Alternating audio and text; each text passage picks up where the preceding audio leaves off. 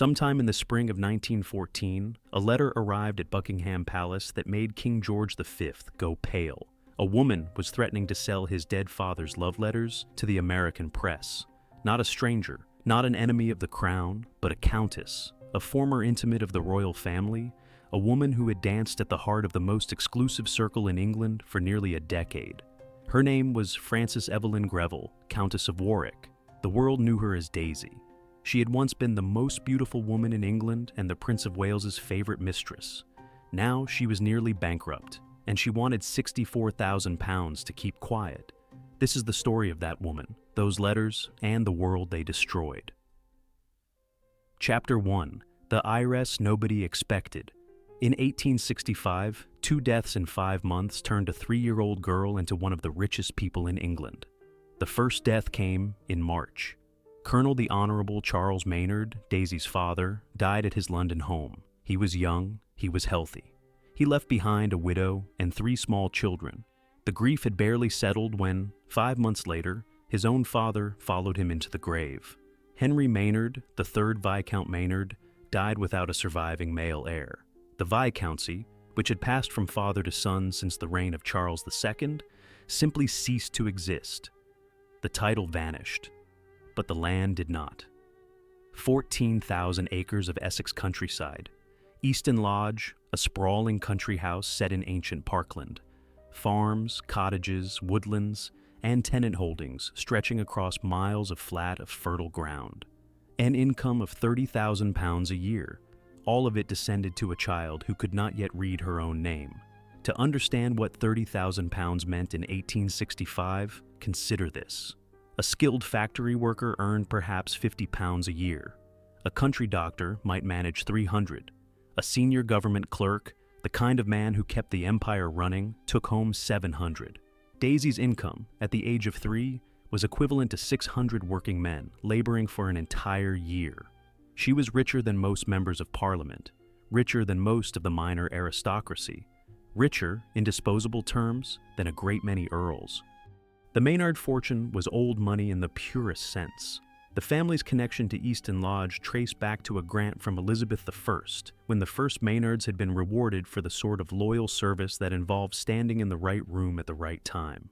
Over 3 centuries, the family had done what the English gentry did best. They had held on. They had married carefully, managed their tenants, improved their farms, and avoided the kind of spectacular disasters that swallowed lesser families. They were not glamorous, they were not famous, they were simply, quietly, enormously wealthy. But the bloodline that ran through Daisy's veins told a different story. Her mother, Blanche Fitzroy, carried a lineage that would have made a genealogist blush. 3 of Charles II's most celebrated mistresses appeared in her family tree. Barbara Villiers, the Duchess of Cleveland, whose beauty and temper had dominated the Restoration Court. Louise de Querouaille, the French spy whom the English public never quite trusted. And Nell Gwynn, the orange seller turned actress turned royal favorite, the only one of Charles's women that the common people genuinely loved. Daisy's blood was aristocratic, royal, and streaked with scandal going back 200 years. The family that now surrounded this impossibly wealthy child was not equipped to teach her restraint. Her stepfather, Lord Rosslyn, was a Scottish earl with a talent for spending money that was not his. Her mother moved in the highest social circles, where extravagance was not merely tolerated, but expected. Nobody sat the child down and explained that the rents from 14,000 acres were not infinite. Nobody taught her that land was not a bank account. Nobody told her that the world she was inheriting, the world of great estates and tenant farmers and unchallenged privilege, was already beginning to crack at the foundations. There is a story, possibly true, possibly embroidered by a century of retelling, that when the news of the inheritance reached certain branches of the wider family, someone threw a pat of butter at a portrait of the old Viscount. The gesture captured something real, the fury of a family watching a fortune pass, sideways, the absurdity of a system that could place the wealth of centuries into the hands of a girl who would never understand its weight. Daisy grew up in the soft, golden world of the Victorian upper classes. Summers at Easton Lodge, winters in London, governesses who taught French and deportment, horses which she loved, books which she mostly ignored, She was beautiful from an early age, with dark eyes and a wide, confident mouth, and the kind of physical ease that made people stare. She knew she was beautiful. Everyone told her so. And she knew she was rich. Everyone showed her so. What nobody showed her was the edge of the cliff. Chapter 2. The Beauty Who Could Have Married a Prince. By the time Daisy was 18, Benjamin Disraeli himself was trying to marry her off to Queen Victoria's youngest son. The idea was not absurd. Prince Leopold, the Duke of Albany, was young, cultured, and desperate for a wife. He was also a hemophiliac, fragile in body but sharp in mind, and he had developed a genuine attachment to the dazzling Miss Maynard. Disraeli, then Prime Minister, saw the match as politically tidy, a vast fortune married to a minor royal, English land anchored to the crown. Everyone would benefit. Everyone except Daisy. She liked Leopold well enough. She felt sorry for him, in fact, with his bruised joints and his careful movements and his mother's suffocating anxiety. But she did not love him. More to the point, she did not want to be a minor royal wife, bound by the protocols and tedium of the Queen's court. She wanted to be seen. She wanted to dazzle. She wanted the world to watch. She got her wish. In the late 1870s, Daisy emerged into London society as one of the celebrated professional beauties. That peculiar Victorian phenomenon in which certain women became famous simply for being looked at. Their photographs sold in shops. Their names appeared in the social columns. They were discussed, admired, and envied with an intensity that anticipated modern celebrity by a full century. Daisy was among the brightest of them. She had the Maynard fortune behind her, the Fitzroy beauty in her face, and a personality that could fill a ballroom without raising her voice. In 1881, she married Francis Greville, Lord Brooke, the heir to the Earl of Warwick. The match was considered brilliant. Lord Brooke was handsome, titled, and the future master of Warwick Castle, one of the most dramatic medieval fortresses in England. Together, the couple would command two great estates, two enormous incomes, and a social position that placed them at the very center of the English aristocracy. The wedding was lavish. The presents were extraordinary. Queen Victoria sent a personal gift. The guest list included half the peerage. The bride wore white satin and the Maynard diamonds. The future seemed limitless. But it was the world she married into, rather than the man, that would define Daisy's life. Lord Brooke was a member of the Marlborough House Set, the informal court that surrounded Albert Edward, Prince of Wales, the future King Edward VII. This was the most exclusive social circle in England, and it operated by a single, absolute, unwritten rule. You could do anything, as long as nobody talked about it. The Marlborough House Set was built on pleasure, racing, shooting, gambling, eating, drinking, and above all, the carefully choreographed pursuit of extramarital affairs. The Prince of Wales himself set the tone. His marriage to Princess Alexandra of Denmark was affectionate but insufficient. He had appetites, he had favorites, and his favorites had favorites of their own. The whole system functioned like a beautiful, intricate clock, its gears oiled by wealth, its springs wound by boredom, its face showing nothing but the correct time. The great country houses of England were designed for this game. Bedrooms were arranged along long corridors.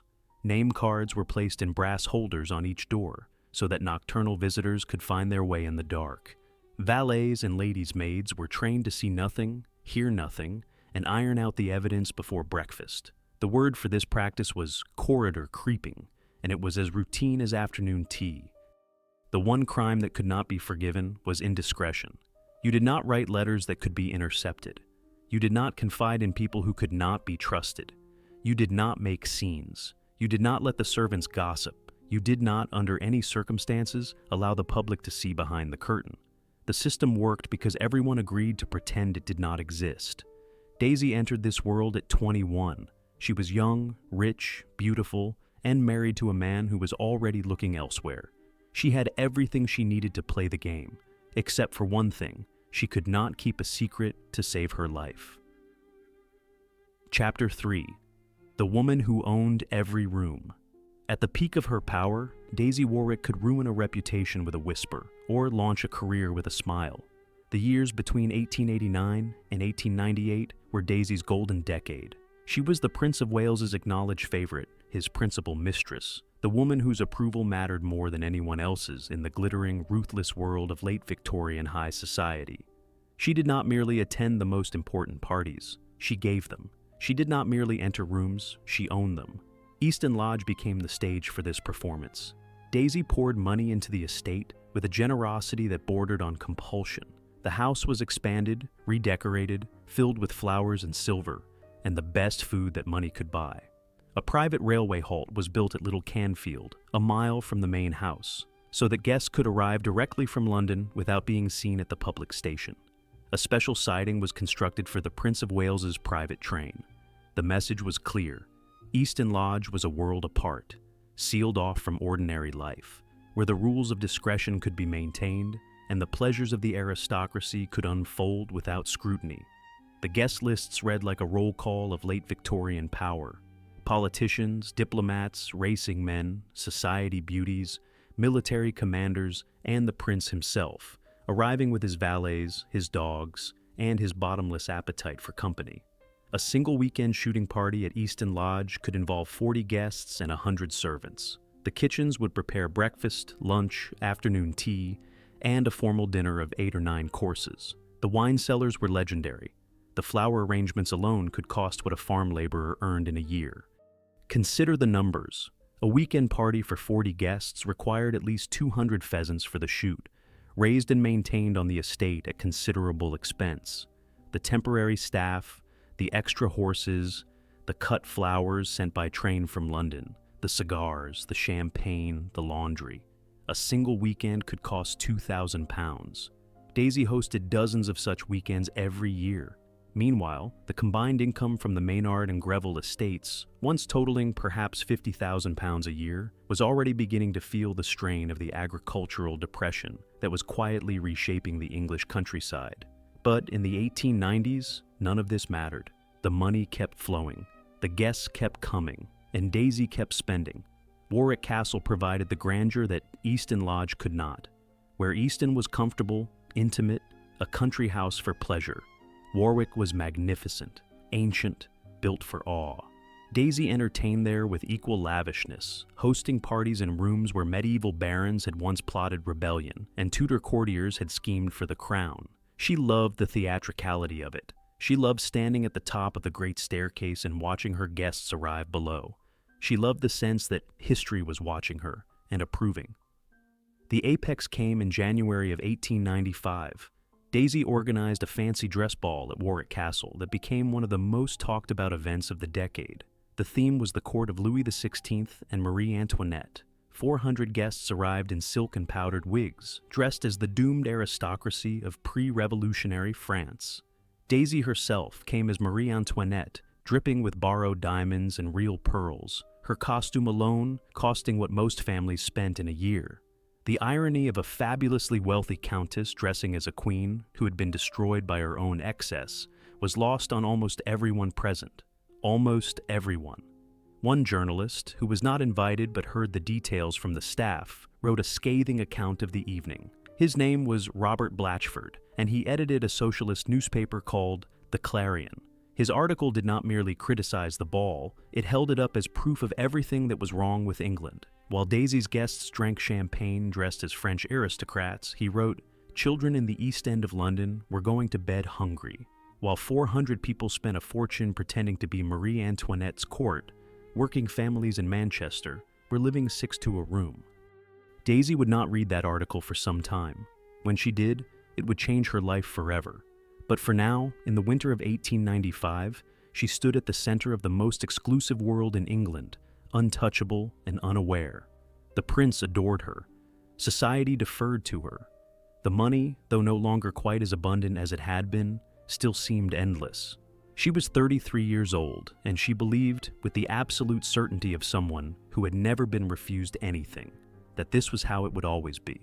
She was wrong, of course. The cracks were already forming. The harvest was already failing. And a letter she had written years earlier, in a moment of jealous fury, had already set in motion the chain of events that would one day bring her to her knees. Chapter 4. The letter that started everything. Daisy's downfall began not with the king's letters, but with one furious letter of her own, sent to entirely the wrong person.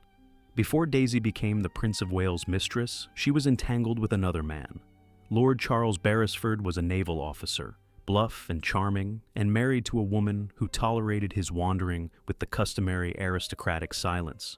Daisy and Beresford conducted their affair with the usual discretion, or rather, Beresford conducted it with discretion.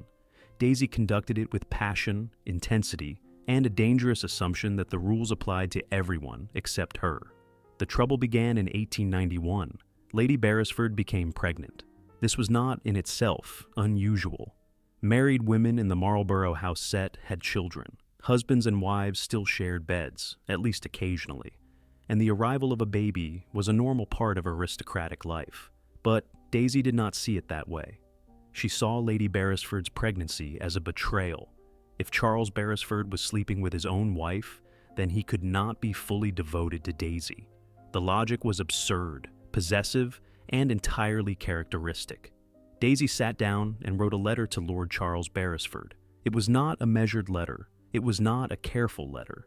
It was a howl of rage, jealousy, and wounded vanity, pouring out accusations and recriminations in language that would have been devastating if it had ever become public. She sealed it, she sent it, and she sealed her own fate. The letter arrived at the Beresford household, but Lord Charles was at sea. Lady Beresford opened it. What happened next unfolded with the grim inevitability of a drawing room farce turning into a courtroom drama. Lady Beresford, now in possession of written proof that her husband's mistress was a jealous lunatic, refused to return the letter. Daisy panicked. She begged. She threatened. She enlisted the Prince of Wales himself, who agreed to intervene because Daisy was already his close companion, and because the exposure of such a letter would embarrass the entire circle. The prince visited Lord Charles Beresford in person and demanded the letter's return. Beresford, a proud man with a sailor's temper, refused. Accounts differ on the precise details, but the most widely repeated version has the prince physically pushing Beresford against a sofa during a heated confrontation. A future king of England, wrestling with a naval lord over a love letter.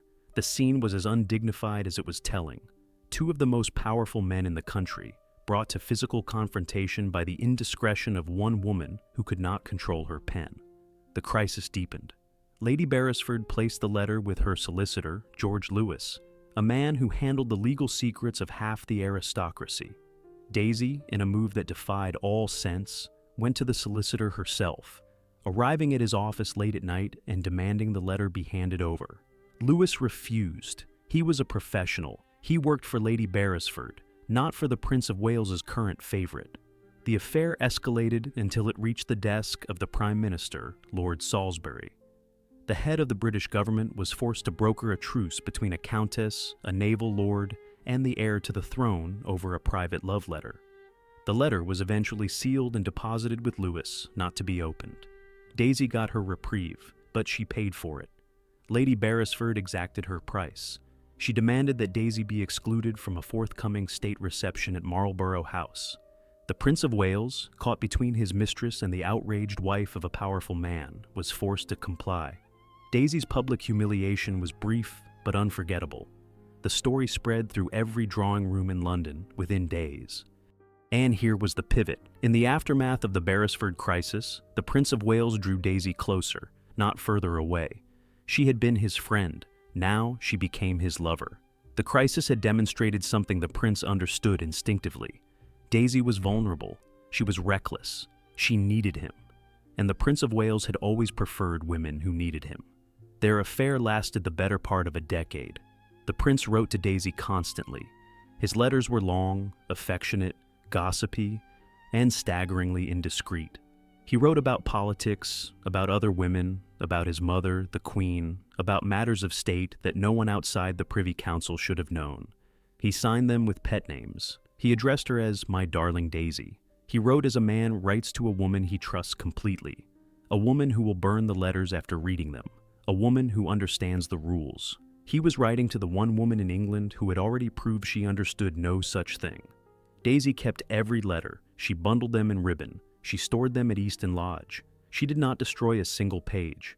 At the time, this seemed like sentiment, a woman treasuring the words of a prince. Later, it would seem like something else entirely. The Beresford affair earned Daisy a nickname that followed her for the rest of her life. The press called her the Babbling Brook, a pun on her husband's title, Lord Brooke. It was delivered as a joke. It was, in fact, a prophecy. Daisy could not control what came out of her mouth. She could not resist sharing a confidence, revealing a secret, or expressing a feeling that a wiser woman would have swallowed whole. In the world of the Marlborough House Set, silence was survival. Daisy was constitutionally incapable of silence. The prince forgave her because he loved her. Society tolerated her because the prince insisted. But the tolerance had limits, and those limits were already tightening. By the turn of the century, the prince was drifting. A new favorite, Alice Keppel, was younger, calmer, and above all, discreet. Keppel understood the rules in her bones. She never wrote a reckless letter. She never confronted a rival solicitor at midnight. She never earned a nickname that amounted to a warning label.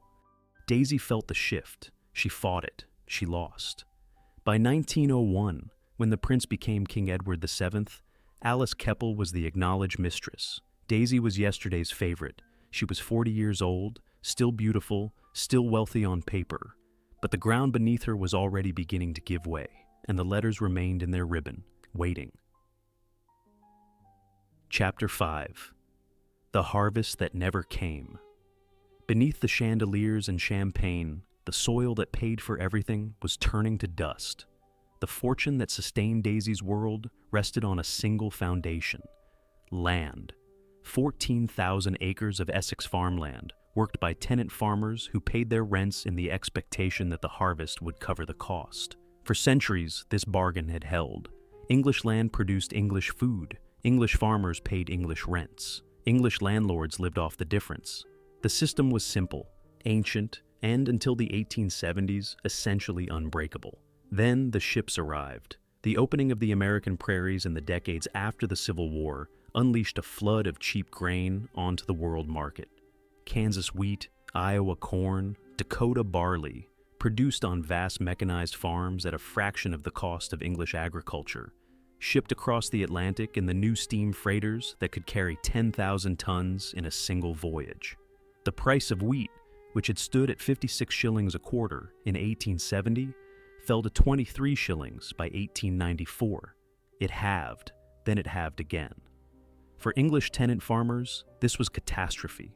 They could not compete with American grain, grown on land that cost almost nothing, harvested by machines that did the work of 50 men, and shipped at prices that fell every year.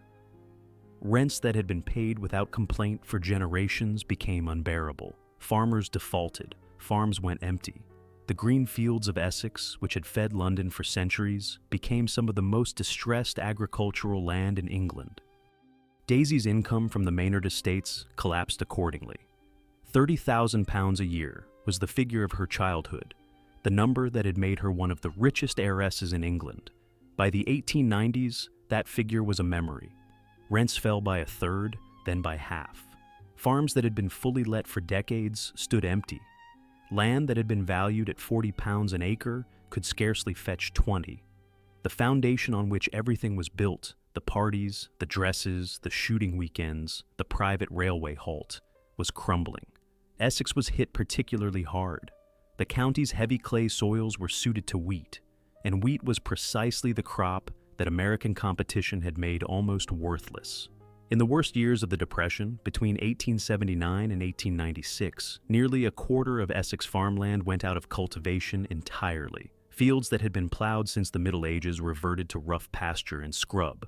Laborers left for the cities. Village populations shrank. Churches that had been full on Sundays now echoed with the footsteps of a dwindling congregation. The Maynard estate agents wrote letters that told the story in numbers: arrears mounting, tenants petitioning for rent reductions, cottages standing empty because no one could afford to take them, repairs deferred, then deferred again. The careful ledgers that had recorded a prosperous estate for generations now showed a system in slow, grinding decline. But Daisy did not adjust. She could not adjust. She had never learned what money meant because she had never lived without it. The concept of reducing expenditure was as foreign to her as the concept of growing wheat. She continued to entertain on a scale that would have strained a far larger fortune. She continued to spend as if the rents were still flowing. She continued to believe, with the blind faith of someone who has always been rescued, that something would turn up. Something did turn up. It was a bill for the gardens. In 1902, Daisy commissioned Harold Peto, one of the most fashionable garden designers in England, to create an Italianate paradise at Easton Lodge. The project was breathtaking in ambition. 23 acres of formal gardens, with terraces, pergolas, fountains, canals, and a Japanese water garden fed by diverted streams. Stone was imported from Italy. Rare plants were sourced from nurseries across Europe. The work required armies of laborers and took years to complete. The cost was staggering. At a time when Daisy's rental income was falling year by year, when her agents were writing anxious letters about empty farms and unpaid arrears, she was pouring thousands of pounds into ornamental gardens that would require a permanent staff of dozens to maintain. It was the act of a woman who could not connect the beauty she created with the money it consumed, or perhaps the act of a woman who had decided, consciously or not, that beauty was worth more than solvency. Consider the arithmetic. A single weekend shooting party at Easton Lodge cost approximately £2,000. In today's money, that is roughly £250,000. Daisy hosted such parties regularly throughout the 1890s. Meanwhile, a tenant farmer on her Essex estates might earn £80 in a good year. The cost of a single weekend of aristocratic pleasure equaled the annual income of 25 farming families. And the farming families were the ones paying for it. The agricultural depression was not a Maynard problem. It was an English problem. Across the country, the landed gentry were facing the same squeeze. Cheap imports, falling rents, rising expectations, and no mechanism to reduce costs without admitting that the world had changed. Some families sold land. Some families married American heiresses, trading titles for dollars in the transatlantic marriages that became a feature of the era. Some families simply held on and hoped.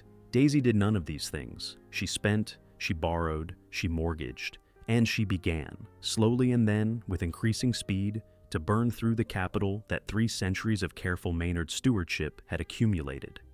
The irony was precise and merciless. The woman who would soon embrace socialism, who would soon argue that the aristocracy did not deserve its wealth, was at that very moment demonstrating exactly why her critics might have a point.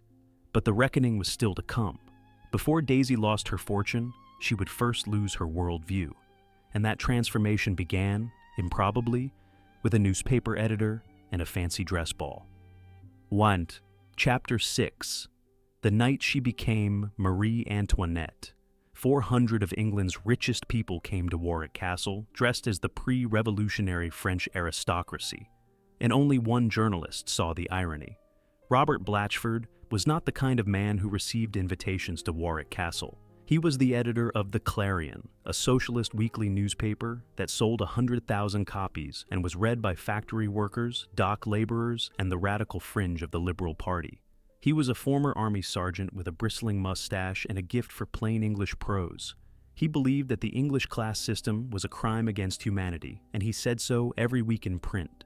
When details of Daisy's 1895 fancy dress ball reached Fleet Street, Blatchford saw his moment. His article was devastating. While Lady Warwick and her 400 friends played at being French aristocrats, he wrote, "Real English children were starving." While the champagne flowed at Warwick Castle, working families in the industrial north could not afford bread. The costume that Lady Warwick wore for a single evening, he calculated, cost more than a mill worker earned in 2 years. And the cruelest detail of all, she had dressed as Marie Antoinette, a queen famous for ignoring the suffering of her people, a queen who lost her head. Blatchford's article was read by tens of thousands of people. It was discussed in pubs and chapels and trade union meetings across England. It entered the folklore of the socialist movement as a perfect illustration of aristocratic blindness. And then something happened that nobody expected, least of all Blatchford. Daisy read the article. She was furious, not ashamed, not chastened, furious. She was accustomed to admiration, not attack. She was accustomed to controlling the narrative, not being its target. She decided to confront Blatchford in person. She marched into Fleet Street, found the offices of the Clarion, and demanded to see the editor. The meeting that followed was, by every account, extraordinary. Blatchford did not grovel. He did not apologize. He sat across from one of the richest women in England and told her, calmly and clearly, what was happening in the country she thought she knew. He told her about the children. Children in Manchester living in cellars. Children in Birmingham working 12-hour shifts in brass foundries. Children in London's East End dying of diseases that clean water and decent food could have prevented. He told her about the hours, the wages, the housing, the hopelessness. He spoke without anger and without sentimentality. He simply described the world that existed beyond the walls of Warwick Castle. Daisy listened. She asked questions. She argued. And somewhere in that conversation, something shifted. Not instantly, not dramatically. There was no blinding revelation, no road to Damascus. But a seed was planted that afternoon in Blatchford's cramped office. And it took root in soil that was, despite everything, surprisingly fertile. Daisy had always been emotional. She had always been generous. She had always been moved by suffering when she could see it. The problem was that she had never been allowed to see it. The walls of her world, the great houses, the private railway halts, the carefully curated guest lists had been designed to keep reality out. Blatchford simply opened a window. Over the following years, Daisy began reading. She read Blatchford's own books. She read William Morris and the Fabians. She read accounts of working conditions that kept her awake at night. She corresponded with radical thinkers. She visited the East End. She saw the cellars and the slums and the children, and she could not unsee them. In 1904, Daisy formally joined the Social Democratic Federation, one of the most radical socialist organizations in Britain. The newspapers treated it as a joke, a countess playing at revolution, a rich woman's hobby. They called her the Red Countess and assumed she would tire of it within a season. They were wrong. Daisy did not tire of socialism. She threw herself into it with the same reckless, consuming intensity she had brought to everything else in her life. She began funding free school meals. She opened a home for destitute women. She appointed radical clergymen to the livings on her estates. She spoke at public meetings, wrote articles for the socialist press, and lent her name and her money to causes that horrified her former friends. The doors of the Marlborough House Set began to close. The invitations dried up. Former friends cut her in the street. Lord Warwick, her husband, regarded her political transformation with the weary bewilderment of a man who had long since stopped trying to understand his wife. But Daisy did not care. Or rather, she cared, but she could not stop. The same compulsion that had driven her to be the most beautiful, the most admired, the most talked about woman in England was now driving her to be the most controversial. She had always needed to be seen. Now she needed to be seen doing something that mattered. The problem was simple and devastating. Daisy was now spending money in two directions at once. She was still maintaining the great houses, still employing the servants, still living the life of a countess in all its material details. But she was also pouring money into schools, charities, political campaigns, and the endless demands of a movement that saw her wealth as a resource to be deployed. Her income, already savaged by the agricultural depression, was being pulled apart from both sides. She was a woman burning a candle at both ends, and the candle was made of money she no longer had.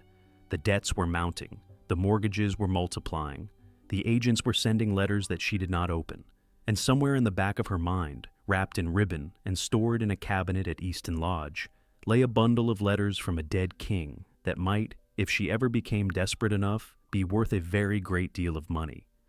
That day was coming faster than she knew. Dapersters, Chapter 7, The Red Countess and Her Shrinking Kingdom. Daisy wanted to save the working class, but she could not save herself from spending like the aristocracy she had renounced. The paradox was visible to everyone except Daisy. She stood on public platforms and denounced inherited privilege. She called for the redistribution of wealth. She argued with genuine conviction that the great estates of England were a moral obscenity in a country where children went hungry. And then she went home to Easton Lodge, where 20 servants prepared her dinner, and a gardener tended her 23 acres of Italianate paradise. Her critics called her a hypocrite. Her supporters called her courageous. The truth was more complicated than either side admitted.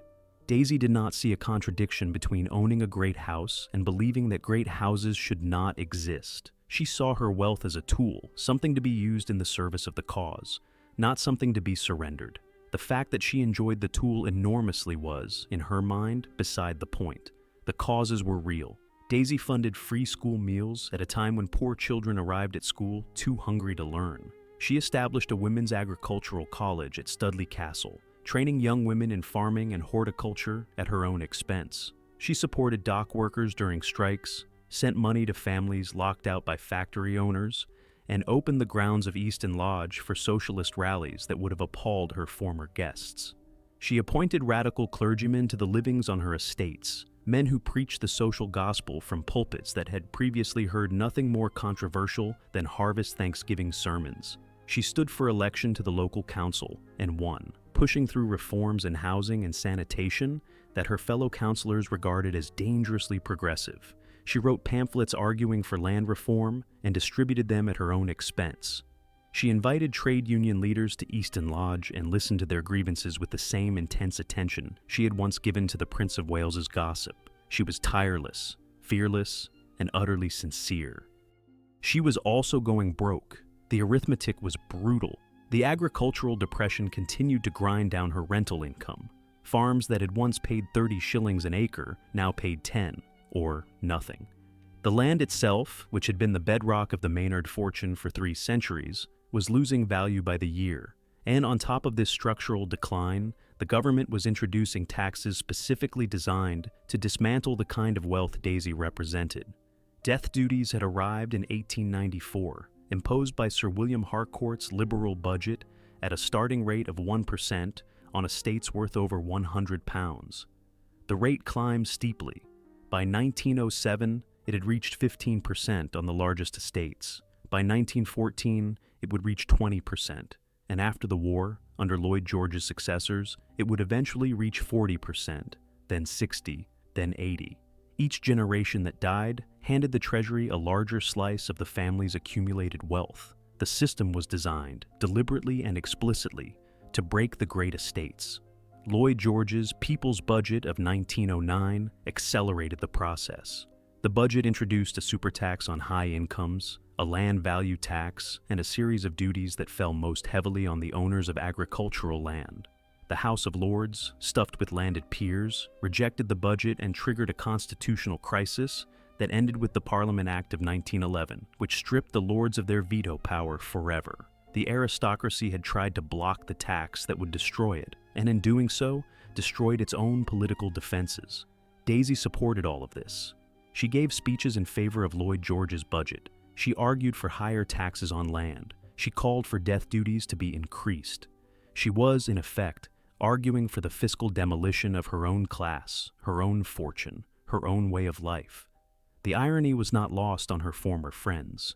They regarded her as a traitor, a woman who had benefited from every privilege the system could offer, and was now working to tear that system down.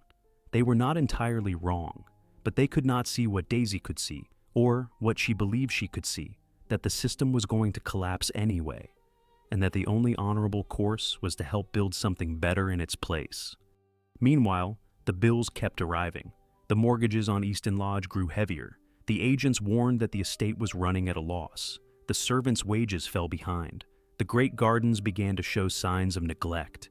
Their hedges unclipped, their fountains silted, their pergolas sagging under the weight of unpruned roses. Consider the fiscal assault on landed wealth across a single generation. In 1890, a landowner with an estate valued at £500,000 and an annual income of £20,000 paid income tax at 6p in the pound and no death duties at all. By 1919, the same landowner would pay income tax at 6 shillings in the pound, 12 times the earlier rate. Death duties would claim 20% of the estate's capital value at each generational transfer. The combined effect was devastating. A family that had been comfortable in 1890 would be struggling by 1910 and desperate by 1920. Daisy's personal finances followed this trajectory precisely. She was not merely a victim of her own spending. She was caught in a structural collapse that was destroying the entire English landed class. The difference between Daisy and her peers was that she welcomed the destruction in principle while fighting it in practice. She wanted the old world to end. She just did not want to be the one who suffered when it did. The debts grew deeper, the options grew fewer, and in the back of her mind, the letters waited. Chapter 8. My Darling Daisy. The letters began with 3 words that would one day be worth £64,000. My darling Daisy. By 1913, Daisy was desperate. The debts had become unmanageable. The mortgages on Easton Lodge consumed more than the estate produced. The gardens were deteriorating. The house needed repairs she could not afford. The socialist causes she supported still demanded money she did not have. She was a woman trapped between 2 lives, neither of which she could pay for. And so, she made a decision that would define her legacy more than anything else she ever did. She decided to sell the letters. The bundle was substantial. Years of correspondence from the Prince of Wales, later King Edward VII, who had died in 1910. The letters were intimate, gossipy, politically indiscreet, and signed with endearments that would humiliate the royal family if published. They discussed affairs of state, other women, the Queen, foreign dignitaries, and the private failings of half the men in government. They were, in short, dynamite wrapped in ribbon. Daisy's first approach was to the palace itself. She wrote to King George V, Edward's son, and proposed an arrangement. She would return the letters. In exchange, she wanted £64,000. The sum was enormous. In today's money, it approaches £8 million. But Daisy was not negotiating from strength. She was drowning, and the letters were the only life raft she could reach. The palace reacted with horror, not at the demand for money, though that was scandalous enough, but at the implication. A former royal mistress was threatening to publish the private correspondence of a dead king. The monarchy's carefully maintained facade of dignity and discretion was about to be blown apart by a woman who had never learned the meaning of either word. King George consulted his private secretary, Lord Stamfordham, a man of formidable intelligence and absolute loyalty to the crown. Stamfordham studied the problem and found an elegant solution. The letters, he argued, were the intellectual property of the writer. Edward had written them. The copyright belonged to his estate, and the estate was now the property of the crown. Publishing them without permission would be a violation of copyright law. It was brilliant. It was cynical. It was almost certainly correct. Stamfordham moved swiftly. The Crown solicitors obtained an injunction from the High Court, preventing Daisy or anyone acting on her behalf from publishing, reproducing, or selling the letters. The injunction was granted in secret, without publicity. The legal machinery of the state was being used to suppress the private embarrassments of the monarchy, and nobody outside a very small circle was allowed to know. Daisy was furious. She had expected negotiation. She got a court order. She had expected sympathy, or at least an acknowledgement of her financial distress. She got the cold machinery of institutional power, grinding her into silence. She tried another angle. If she could not sell the letters in England, she would sell them in America. American newspapers, she calculated, would pay handsomely for the love letters of a British king. The copyright injunction might not apply across the Atlantic. American courts might not recognize the Crown's claim. The threat was credible, and the palace knew it. The crisis required a solution that was both private and permanent. Stamfordham found one. Arthur Ducreux was a wealthy industrialist, the founder of the Dunlop Rubber Company, a man of ambition and patriotic sentiment who understood that favors done for the crown were eventually repaid. Ducreux was approached quietly and asked to solve the problem. The details of what followed remain deliberately obscure. What is known is this: Ducreux paid Daisy £64,000. The letters were surrendered. The payment was structured as a private financial arrangement between Ducreux and Lady Warwick, with no official connection to the palace. It was, in everything but name, a royal bribe laundered through a businessman. And the businessman was rewarded. In 1916, Arthur Ducreux was created a baronet. The honor was presented as recognition of his wartime services to the country. It was, in fact, recognition of his services to the crown's reputation. A hereditary title, purchased with silence. The currency of the Marlborough House Set had not changed. Only the price had gone up. Daisy received her £64,000, but the money did not save her. It vanished into the debts that had accumulated over decades. Mortgages were paid, creditors were satisfied, the gardens were patched, but the fundamental problem remained. Daisy's income was still falling, her spending was still rising, and the fortune that had once seemed inexhaustible was all but gone. The letters themselves passed into obscurity. They have never been published. Their current location, if they still exist, is unknown. Some historians believe they were destroyed by the palace. Others believe Ducros kept them, and that they passed through his family and were eventually lost or deliberately hidden. What is certain is that the words Edward wrote to his darling Daisy have never been read by anyone outside the very small circle that fought over them in 1914. The crisis was over, but Daisy's troubles were not. The war was coming, and the war would take what the letters could not buy back. The Great War accelerated everything. The income tax, which had stood at 1 shilling, 2 pence in the pound before the war, climbed to 5 shillings by 1916 and 6 shillings by the armistice. Estates that had been struggling before 1914 were now being bled from every direction. The young men who had worked the farms, the gardeners who had maintained the grounds, the grooms who had managed the stables were called up, sent to France, and in terrible numbers never came home. Easton Lodge emptied. The skeleton staff that remained could not maintain the house, the gardens, or the farms. The great estate that had once employed hundreds now limped along with a handful of aging servants and a mistress who could no longer pay them on time. The world that Daisy had known, the world of weekend parties and corridor creeping and private railway halts, vanished in the mud of Flanders and the balance sheets of the Treasury. It was not coming back. Chapter 9. The Monkey, the Fire, and the Final Reckoning. In 1918, a sick monkey wrapped in a blanket burned down half of Easton Lodge, and Daisy could not afford to rebuild what was lost. The details are almost too strange to be true.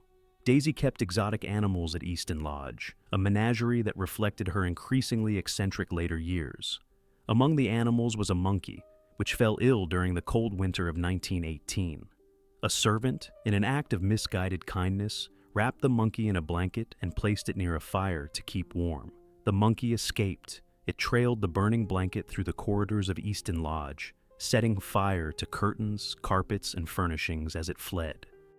The fire destroyed much of the main house. Rooms where the Prince of Wales had slept were gutted.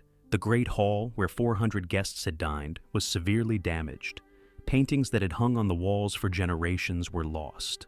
The library, with its leather-bound volumes and its comfortable chairs where Daisy had read Blatchford and Morris and the Fabian tracts that changed her life, was consumed.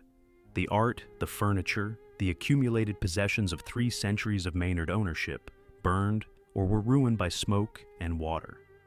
The fire brigade arrived too late to save the main wing. They managed to contain the blaze to roughly half the house, but what remained was a shell. Walls stood blackened and roofless. Water damage spread to rooms the fire had not reached. The smell of charred wood and wet plaster lingered for months. Daisy could not rebuild. The insurance was insufficient. The money was gone. The agricultural income that might once have funded repairs had collapsed beyond recovery. The great house, which had been the stage for some of the most lavish entertaining in English history, was reduced to a habitable rump, a fraction of its former self. The fire was the beginning of the end, but the end took years to unfold. In 1919, Daisy began selling land. Farms that had been in the Maynard family since Elizabeth I were auctioned off to pay debts. In 1921, another tranche was sold. Each sale shrank the estate, reduced the income, and moved Daisy further from the world she had been born into. In 1923, she stood for Parliament as the Labour candidate for Warwick and Leamington. She was 61 years old, still striking, still passionate, still convinced that she could make a difference. Her opponent was a young conservative named Anthony Eden, who would one day become Prime Minister. Eden was, with excruciating irony, the brother of Daisy's own daughter-in-law. The campaign was uncomfortable for everyone involved. Daisy canvassed the streets of Warwick, knocking on doors in the shadow of the castle she had once presided over. She spoke at public meetings, arguing for workers' rights and social reform, to audiences who remembered her as the woman who had thrown the most extravagant parties in the county's history. The contradiction was impossible to ignore, and her opponents did not ignore it.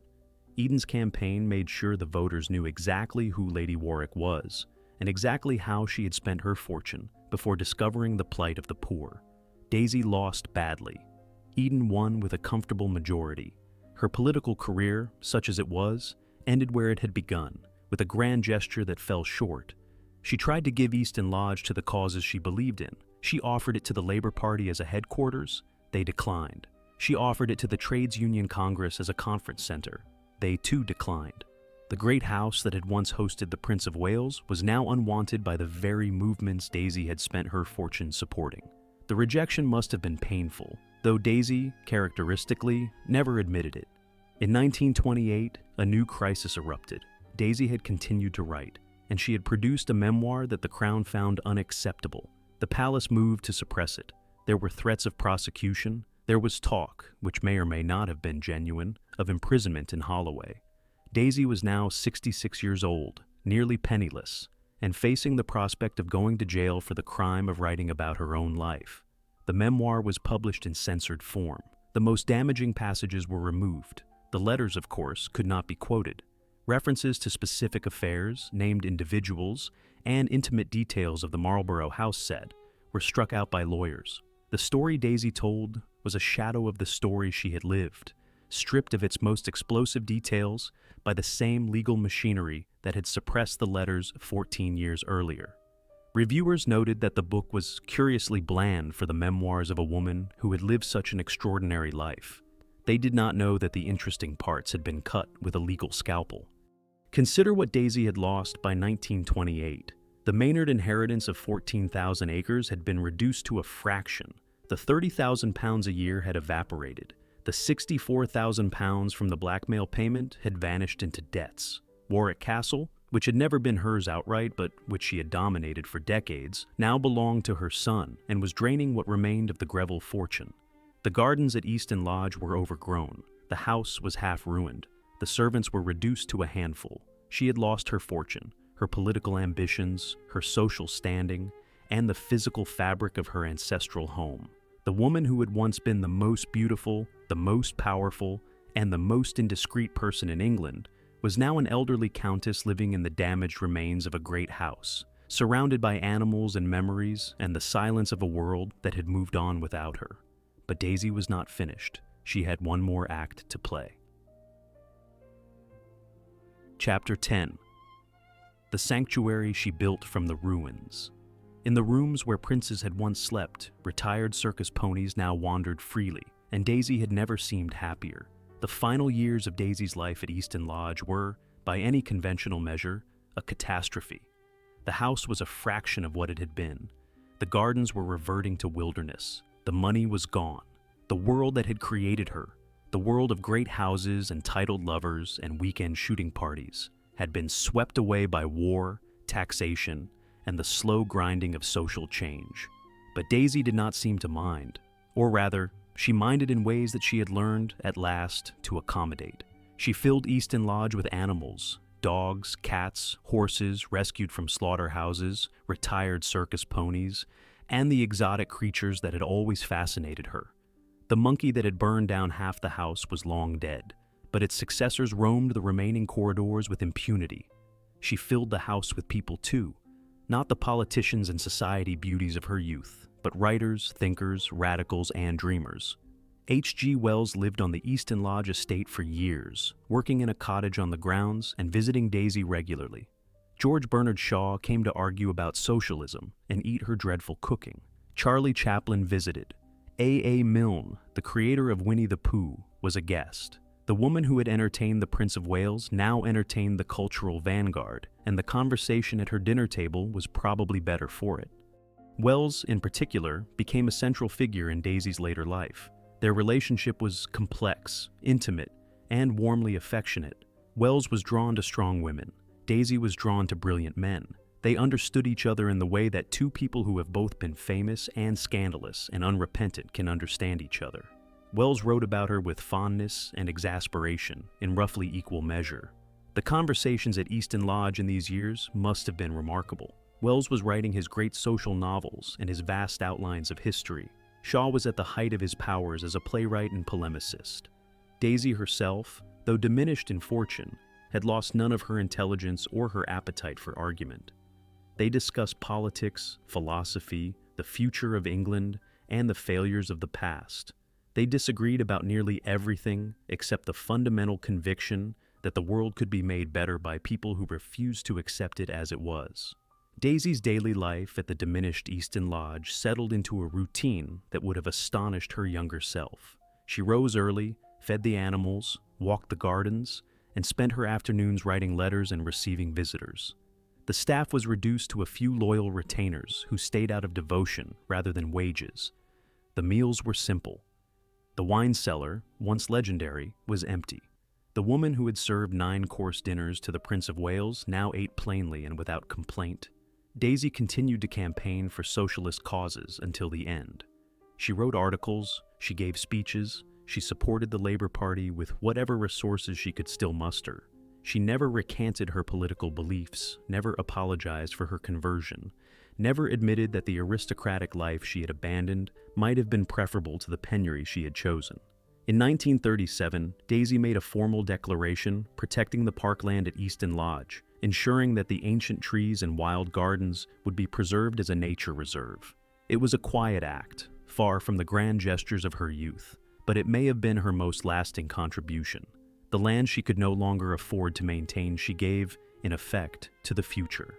She died on the 26th of July, 1938, at the age of 76. Her estate was valued at £37,000. Consider that number. Her inheritance at the age of 3 had generated £30,000 every year. At her death, her entire remaining wealth would not have covered a single year of the income she had been born into. 3 numbers tell the story of her life. £30,000 a year, inherited at 3, £64,000 extracted from the crown in middle age, £37,000 total at death. A fortune built over 3 centuries, spent in a single lifetime. The obituaries were kind but brief. The world had moved on. The Marlborough House Set was ancient history. The Prince of Wales who had loved her had been dead for nearly 30 years. The letters were gone, or hidden, or destroyed. The scandal had faded. The socialism had been absorbed into the mainstream. All that remained was the house, the animals, and the memory of a woman who could never stop being extraordinary, even when being extraordinary was the one thing she could no longer afford. Chapter 11. 2 Houses, 2 Fates. After Daisy died, one of her great houses became a theme park, and the other was blown apart to build a runway. Warwick Castle and Easton Lodge had been the twin stages of Daisy's life. The castle was grandeur, history, and public spectacle. The lodge was intimacy, pleasure, and private scandal. After Daisy's death, the 2 properties diverged into fates that neither she nor anyone else could have predicted. The war came first. Easton Lodge was requisitioned by the military. The grounds that had hosted the most exclusive parties in England were turned into an airfield. American bomber crews of the United States Army Air Forces set up their base on Daisy's former lawns. Thousands of trees were felled to clear the approaches. The gardens that Harold Peto had designed at such ruinous expense were bulldozed to make way for runways, hangars, and Nissan huts. The private railway halt at Little Canfield, built so that guests could arrive without being observed, now served a very different kind of traffic. The house itself, already damaged by the fire of 1918, suffered further during the war years. Neglect, military occupation, and the simple passage of time took their toll. By the end of the war, Easton Lodge was in a state of advanced decay. The cost of restoration was beyond anything the family could contemplate. In the 1950s, the decision was made. Easton Lodge was demolished, the great house where the Prince of Wales had slept, where 400 guests had danced as the French aristocracy, where a burning monkey had trailed destruction through the corridors, was pulled down and its materials sold for salvage. The gardens were abandoned. The parkland reverted to scrub and woodland. Within a few years, there was almost nothing left to show that one of the most famous houses in England had ever stood there. Warwick Castle followed a different path, but one that Daisy might have found equally strange. The Greville family held the castle through the war and into the post-war decades, but the cost of maintaining a medieval fortress with hundreds of rooms, acres of grounds, and a permanent staff was punishing.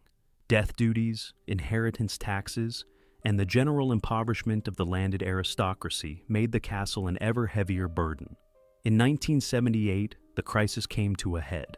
David Greville, the 8th Earl of Warwick, announced that the castle would be sold to the Tussauds Group, the Wax Museum Company, for £1,300,000. The decision provoked a furious confrontation within the family. The Earl's son, Lord Brooke, publicly opposed the sale, calling it a betrayal of the family's heritage. Father and son argued bitterly. The sale went ahead. Tussauds transformed Warwick Castle into one of the most visited tourist attractions in England. They invested millions in restoration and presentation. They installed wax figures throughout the state rooms, recreating scenes from the castle's history with painstaking attention to period detail. In the private apartments, they created a tableau of a weekend house party in 1898, the height of Daisy's reign. Wax figures of Daisy's actual guests, modeled on photographs and contemporary descriptions, now stand in the rooms where the real people once gossiped, flirted, and crept along corridors in the dark. The servants are there too, frozen in poses of practiced invisibility, carrying silver trays and averting wax eyes from things they were never supposed to see. 800,000 visitors a year now walk through those rooms. They see the wax Daisy, frozen in her late 30s, beautiful and commanding, presiding over a party that will never end. They see the wax Prince of Wales, portly and bearded, seated at a table laden with silver. They see the servants, the flowers, the costumes, the cigars. They see everything except what mattered: the letters, the debts, the jealousy, the burning monkey, and the woman who could not keep a single secret in a world that ran on silence. The castle that Daisy married into became a museum of the life she lived. The house she was born to inherit became a patch of overgrown woodland in the Essex countryside. 2 houses, 2 fates, both, in their different ways, monuments to the same truth: that the world Daisy knew was not built to last, and the people who lived in it were not equipped to survive its collapse. Chapter 12. The Woman Who Could Not Keep a Secret. Daisy Warwick's greatest gift and her most destructive flaw were the same thing. She refused to stay silent. In the end, what do we make of her? The question has no simple answer, because Daisy herself was never simple. She was vain and generous. She was reckless and brave. She was selfish and compassionate. She was a woman who wanted to give away everything while also keeping it. And the contradiction was not a failure of character. It was the character itself. Her indiscretion destroyed her socially. The letter to Lord Charles Beresford, the nickname, the babbling brook, the inability to manage the careful silences that sustained her world. These failings turned her from the most admired woman in England into a figure of ridicule, pity, and eventual obscurity. The Marlborough House Set punished her for breaking the one rule that could not be broken. They froze her out. They closed their doors. They went on playing the game without her, and the game continued just fine. Her indiscretion nearly destroyed the monarchy. The blackmail crisis of 1914 forced the crown to deploy the legal system, a private fortune, and a hereditary title to suppress letters that a discreet woman would have burned decades earlier. The palace survived because it had better lawyers and deeper pockets, not because it held the moral high ground. A dead king's love letters were silenced by copyright law. It was effective, but it was not noble. And yet, that same refusal to be silent drove everything that was admirable in Daisy's life. Her conversion to socialism was sincere precisely because it was indiscreet. A cautious woman would have kept her new beliefs private, donated quietly, avoided the public meetings and the newspaper articles and the outraged former friends. Daisy could not do this. She had to speak. She had to be seen. She had to stand on a platform and tell the world what she had learned about poverty and injustice, even when the world did not want to hear it from a woman in diamonds. Her compassion for the poor was real. The schools she funded, the college she built, the causes she supported with money she could not afford. These were not gestures. They were commitments that cost her everything. She did not play at socialism the way some of her critics claimed. She lived it, badly and imperfectly, with all the contradictions of a woman who could not give up her servants but could not stop giving away her money. Her political courage was genuine. She stood for Parliament against her own daughter-in-law's brother. She supported policies that were dismantling her own class. She faced the threat of imprisonment for writing about her own life. She never apologized. She never retreated. She never learned to say the careful, measured nothing that the world expected of a countess. The The gardens at Easton Lodge, the ones that Daisy declared a nature reserve in 1937, are being restored today by volunteers. They are open to the public on selected days. The Italianate terraces that Harold Peto designed are emerging from decades of woodland growth. The Japanese water garden is being cleared. The paths that Daisy's guests once walked, the Prince of Wales among them, are walkable again. It is a small legacy, perhaps, smaller than the fortune she inherited, smaller than the scandal she caused, smaller than the political movement she championed. But it is something that survives, something she chose to protect at a time when she had almost nothing left to give. The letters are gone. Whether destroyed, hidden, or simply lost, they have never resurfaced. The words that Edward wrote to his darling Daisy remain unread, their secrets buried with the people who fought over them. We know they existed. We know what they cost. We know the crisis they provoked and the machinery that was deployed to suppress them. But their contents, the actual words of a future king to the woman he loved most recklessly, are a silence at the center of the story. And perhaps that is the final irony. The woman who could not keep a secret has left behind the greatest secret of all. The letters that were worth £64,000. The letters that brought the crown to the brink.